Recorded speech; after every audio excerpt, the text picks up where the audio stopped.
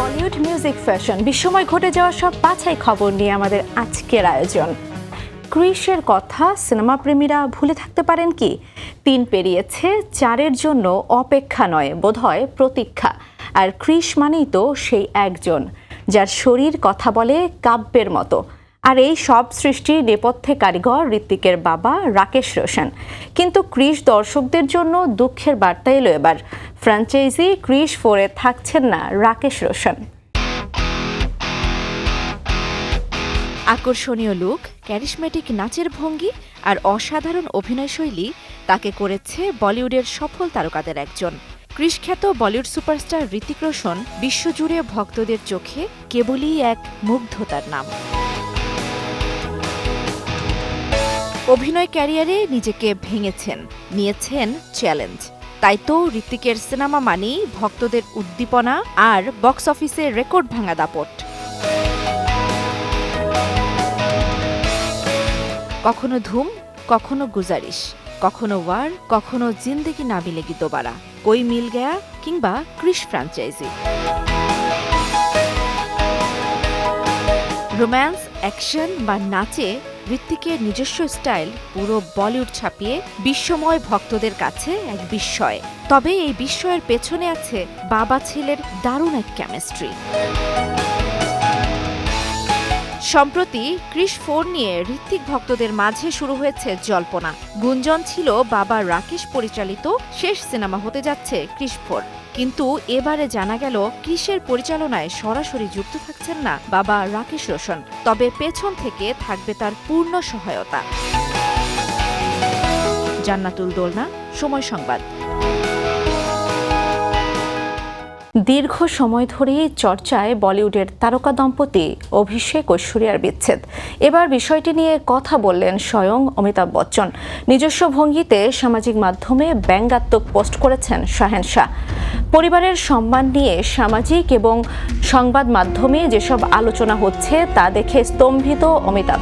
নিন্দাচ্ছলে সংবাদ মাধ্যমের প্রশংসা করে তিনি লিখেছেন, আপনারা নিজেদের কাজে একটুও ফাঁকি দিচ্ছেন না, যা অবশ্যই প্রশংসনীয়। কোনো পরিবারকে বিব্রত করতে এমন কুৎসাহী কি কাম্য? প্রশ্ন তুলেছেন বলিউডের বর্ষিয়ান এই অভিনেতা। শুক্রবার ছুটির দিন মুক্তি পেয়েছে হলিউডের 2 সিনেমা। দরদের পাশাপাশি সিনেপ্লেক্সে দেখা যাচ্ছে উইকেট ও রেড ওয়ান। চলতি বছর দেশের প্রেক্ষাগৃহে হলিউড সিনেমার সাফল্য খানিকটা ফিকে হলেও নতুন সিনেমা দুটি দর্শকের ভালোবাসা পাবে, এমনটাই প্রত্যাশা। একই দিনে হলিউডের 2 সিনেমা বাংলাদেশের পর্দায়, মিউজিক্যাল ফ্যান্টাসি উইকেট এবং Christmas fantasy comedy cinema Red One. মহাকাব্যিক মিউজিক্যাল ফ্যান্টাসি সিনেমা হিসেবে দর্শক মহলে আলোচনায় উইকেট। জন এম চু পরিচালিত সিনেমাটিতে অভিনয় করেছেন Ariana Grande, Jonathan Bailey, Ethan Slater সহ অনেকে।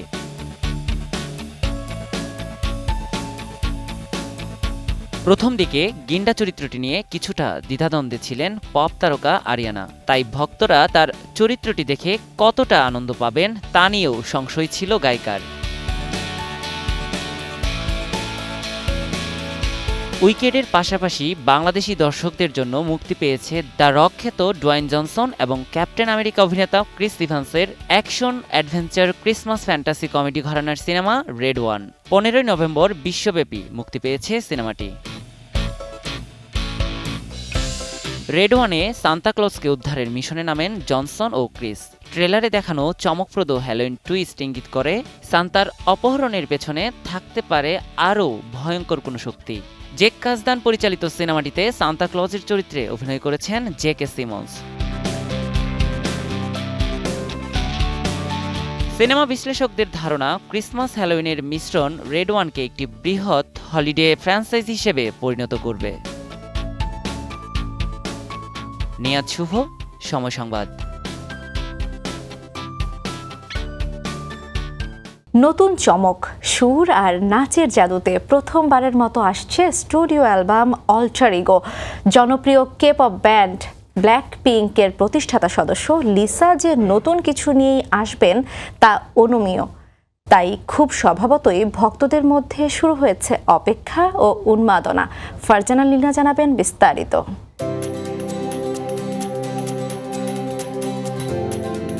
বিশ্বজুড়ে ছড়িয়ে আছে জনপ্রিয় কোরিয়ান পপ বা কে পপের ভক্তরা। গান, সুর, কথা, পরিবেশনা, শিল্পীদের বেশভূষা, ব্যক্তিত্ব সবকিছুতেই পশ্চিমা পপ গানের জগৎ থেকে আলাদা কোরিয়ার এই ঘরানা। দক্ষিণ কোরিয়ার এই ঘরানার জনপ্রিয় ব্যান্ড ব্ল্যাকপিঙ্ক।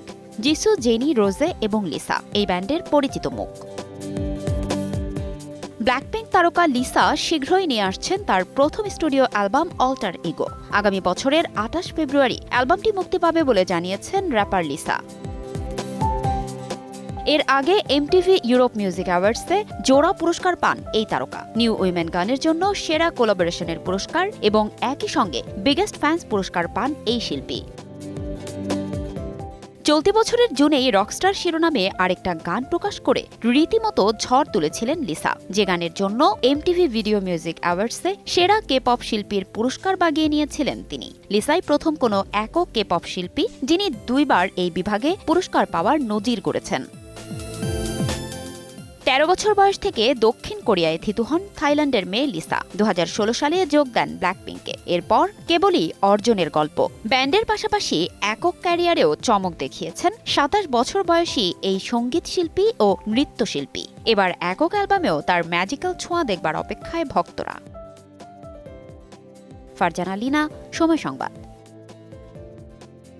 প্রায় $2.5 লাখ মূল্যের ল্যাম্বরগিনি উরুস উপহার দেওয়ার ঘোষণা দিয়েছেন জনপ্রিয় গায়িকা শাকিরা। তার সবশেষ গান সলতেরাকে ঘিরে আয়োজিত প্রতিযোগিতায় একজন ভাগ্যবান বিজয়ী পাবেন এই পুরস্কার। ২০ নভেম্বর ইনস্টাগ্রামে এক পোস্টে প্রতিযোগিতার ঘোষণা দেন শাকিরা। অংশ নিতে চাইলে ভক্তদের সলতেরা গানের সঙ্গে নিজের নাচের ভিডিও ইনস্টাগ্রাম এবং টিকটকে হ্যাশট্যাগ দিয়ে আপলোড করতে হবে ২৯ নভেম্বরের মধ্যে। আগামী ৬ ডিসেম্বর ৫ জন চূড়ান্ত প্রার্থী থেকে ভোটের মাধ্যমে নির্বাচিত একজন বিজয়ী পাবেন এই পুরস্কার। অবিশ্বাস্য মনে হতে পারে আপনার, মাত্র ২ সেকেন্ডের ফিল্ম, তাই দিয়ে শুরু। এরপর বিবর্তন ও রূপান্তরের ধারায় চলচ্চিত্র পৃথিবীময় সবচেয়ে জনপ্রিয় শিল্প মাধ্যম। শুরুটা কিভাবে হয়েছিল, কোন প্রযুক্তির ব্যবহার ছিল, অভিযাত্রাটাই বা আসলে কেমন ছিল, এমন নানা প্রশ্নের উত্তর খুঁজেছেন তানভীর হাসান।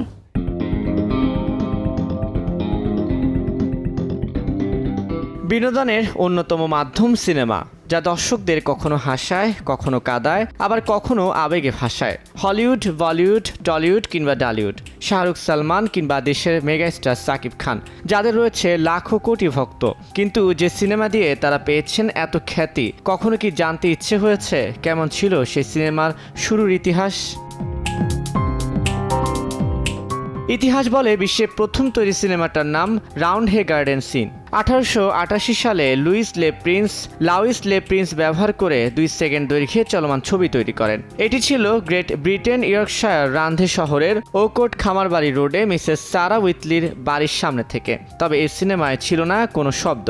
এরপর একই যন্ত্র দিয়ে নির্মাণ করা হয় ট্রাফিক ক্রসিং লিডস ব্রিজ নামের আরেকটি চলমান ছবি, কিন্তু সে সময় এসবের জনপ্রিয়তা একেবারেই ছিল না, তাই লোকচক্ষুর অন্তরালে থেকে যায় এর নির্মাণের গল্প।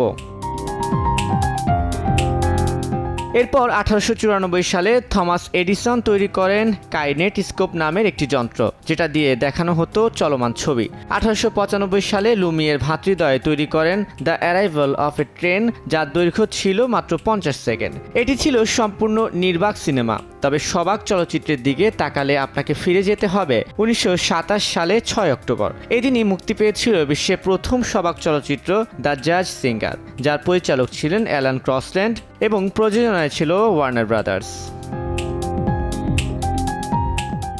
এত কিছুর ভিড়ে পিছিয়ে ছিলেন না বাঙালি নির্মাতারা। 1905 সালে মুক্তি পায় বাঙালি চিত্রগ্রাহক হীরালাল সেনের প্রথম ডকুমেন্টারি। আর দাদা সাহেব গোবিন্দ ফালকে হলেন ভারতীয় উপমহাদেশের প্রথম পূর্ণাঙ্গ চলচ্চিত্রের নির্মাতা। 1913 সালে মুক্তি পায় তার নির্বাক চলচ্চিত্র রাজা হরিশ্চন্দ্র। এদিকে দেশের প্রথম পূর্ণদৈর্ঘ্য সবাক চলচ্চিত্র ছিল মুখ ও মুখোশ।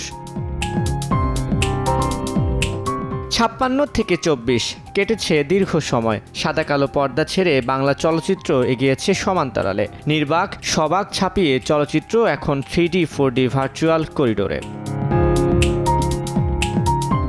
তানভীর হাসান, সময় সংবাদ। চোখ বন্ধ করুন আর ভাবুন এমন এক রাষ্ট্র যার নেই কোনো ভৌগোলিক সীমারেখা, নেই ভেদাভেদ কিংবা ক্ষুধা দারিদ্র্যের অসহায়ত্ব।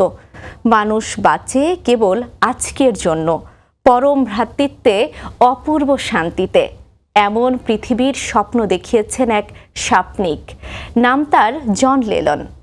তিনি বলে গেছেন, তোমরা আমাকে স্বপ্নবাজ বলতে পারো, কিন্তু এই দলে আমি একা নই। একদিন তোমরাও যোগ দেবে। কোনো স্বর্গ নরক নেই, নেই কোনো ভৌগোলিক সীমারেখা। ক্ষুধা দারিদ্র্য আর বিভেদের বাস্তবতায় দাঁড়িয়ে এমনই এক পৃথিবীর স্বপ্ন দেখিয়েছেন এক শিল্পী। অশান্তির পৃথিবীতে শান্তি ছিল যার আরাধ্য। 1940 সালের অক্টোবরে লিভারপুলের এক শিল্পী দম্পতির ঘরে জন্ম। 4 বছরের মাথায় বাবা মায়ের বিচ্ছেদে একা হয়ে যান লেনন, যদিও সঙ্গী করে নেন মায়ের কিনে দেয়া গিটার। 17 বছর বয়সে 4 বন্ধুকে নিয়ে গঠন করেন দ্য কোয়ারিম্যান নামের একটি ব্যান্ড। পরে দলটির নাম পাল্টে রাখা হয় দ্য বিটলস। গানে একদিকে যেমন নারীর অধিকার প্রতিষ্ঠার কথা বলেছেন, তেমনি বারবার প্রকাশ করেছেন নারীর প্রতি অকুণ্ঠ কৃতজ্ঞতা। 1970 সালে বিটলস ভেঙে যাবার পর লেনন একাই চালিয়ে গেছেন সঙ্গীত যাত্রা।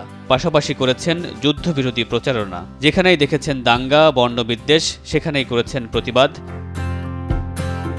1975 সালে লেননের জন্মদিনে পৃথিবীর মুখ দেখে তার সন্তান সিন লেনন। সন্তান জন্মের পর সঙ্গীত থেকে বিরতি নেন এই শিল্পী। 5 বছর পর গানের জগতে ফিরে আসলেও সেই যাত্রা তার দীর্ঘ হয়নি। তাকে ছিনিয়ে নেয় আততায়ীর 4টি বুলেট। বরফ ঝরা শীতের রাতে ভক্তের গুলিতে জীবন অবসান হলেও আজও পৃথিবীর মানুষ তার গানে খুঁজে বেড়ায় স্বপ্নের পৃথিবী। মামুনুর রশিদ পনেল, সময় সংবাদ। এই ছিল বিনোদন বিশ্বের আজকের আয়োজন। সঙ্গে থাকুন সময়ের।